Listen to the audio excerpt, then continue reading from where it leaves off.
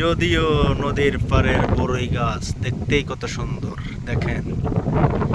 আশেপাশে যদি দেখাই ধান, আমার সামনে যমুনা নদী দেখেন কি সুন্দর। একটা গাড়ি নিয়ে ধান বেড়াইতে আসছে ব্যান গাড়ি। আর যদি একটু দূর থেকে দেখাই, ওই দেখেন ওইটা কি আসতেছে। দেখার মতো একটা জিনিস, না দেখলে বুঝতে পারবেন না। কাছ থেকে যদি দেখাই, একটু জুম করি, দূরে ফেলছে জুম করে দেখেন কি আপনারা দেখতে থাকেন। সেলের নৌকা দেখতে পারি মজা।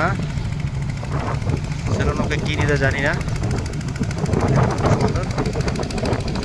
আর এই নদীতে সব ধরনের সেলের নৌকা, জাহাজ মহাজ সব কিছু চলাফেরা করে। নদীতে অনেক স্রোত আজকে, সেই স্রোত নদীতে। নদীর নদীতে দেখেন ঢেউ গুলা, ভয়ানক ঢেউ যাকে বলে।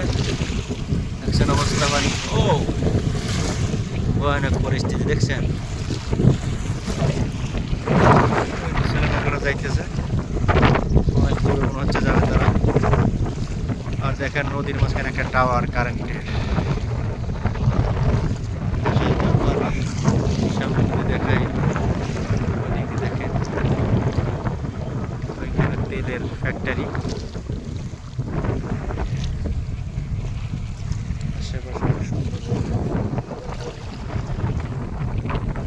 যাক, সবাই ভালো থাকবেন। আজকে আপনাদের এই পর্যন্ত দেখলাম। আল্লাহ হাফেজ। বিকালবেলা হলে এইরকম স্পিড চলাফেরা করে দেখেন।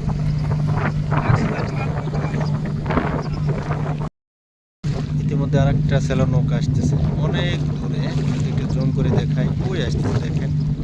আমার কাছে কাছে আসবে, তবে এইখানে না, আর একটু দূরে যা বীরবোনারা দেখছেন কত দূরে। তা দেখেন নদীর পরে যাদের বাড়িঘর, তারা এগুলো দেখতে পারে সবসময়।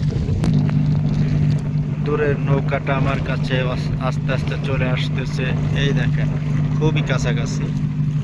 অনেক মানুষ বেড়াইতেছে মনে হইতেছে, না আরিচার থেকে আসতেছে আর কি নৌকাটা।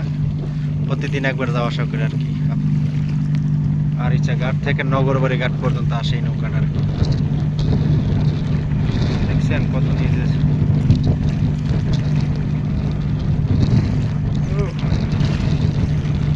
ভয়াবহ অবস্থা। কত মানুষ আসা যাওয়া করে দেখেন। দেখছেন। যাক, সবাই ভালো থাকবেন। ভিডিওটা দেখানোর চেষ্টা করলাম। আল্লাহ হাফেজ।